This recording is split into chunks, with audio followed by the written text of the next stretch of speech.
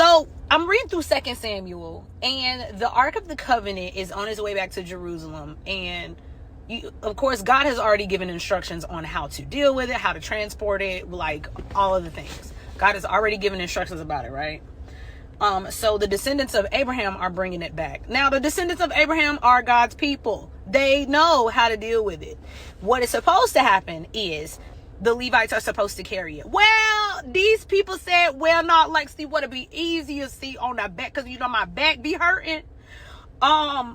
We gonna put this thing in a cart for y'all, and that way it'll just be easy, you know, easier transportation, you know what I'm saying? So these babies put it on a cart so they can roll it to where they need it to go, because they feel like it's too far of it. There's so many stories in reading this story. There's so many lessons that I'm like getting from it, and I think I'm gonna keep reading it over and over. A lot of times you read a story over and over and over again, you get something new every time you read it. So now one of the legs of the little animals, his legs done buckled, and he done fell over. And then Uzzah comes around and says, oh no, the cart's falling, I gotta help. He went to help, and God killed him. And I used to read that story and be like, dang, God's like a little savage. You know what I'm saying? Like, he was just trying to help. He was trying to keep it from falling. But sometimes we are disobedient to the Lord. And in our disobedience, we become irreverent.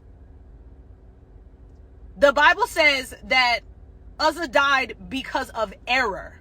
And error means that he was irreverent. Even though it was an act of impulse, I think he probably did it on good intentions, right? But the thing about it is, that was a forbidden act.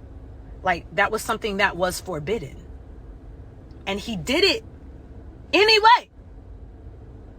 Sometimes God will tell you not to do a thing, and you will see it falling. And out of our heart, out of our emotion, out of our care and love and even respect, we will try to keep something from falling, and we will touch it anyway. But sometimes you just let it fall. And we can say, oh, that's Old Testament. God doesn't do stuff like that anymore. Let's go to Acts. Well, Ananias and Sapphira, they decide, well, we're going to lie real quick. We just going to pad the numbers. In the presence of the Lord, they lied to make themselves look good. And the Bible says, and he says, bro, you gonna die for that, bro. You shouldn't have done that. And he dies right there. They have to drag his body out. Then his wife comes in and does the same thing. And he says, how much did you sell your land for? Or your possessions for? And she gave the same amount her husband gave. That whole I'ma stick beside him, baby, I'm not gonna die. Married, in a relationship, cousin, sister, brother, uncle, daddy. Ain't lying for nobody. Anyway, she decides to go with the lie, stick with the lie. And God killed her too on the spot. They said, you're going to go with your husband. He just died. You're going to, sis. We end up in terrible positions because we knew better. Not because we're ignorant. God has mercy for things that we do when we're ignorant. But when we know better, and God told us already and gave us instruction, and we still decide, it makes me so grateful that I'm still alive and I'm still in his will. I look back. My soul look back and wonder, child. I was a mess yesterday. For real. You was too, so don't anyway. But God is just so gracious.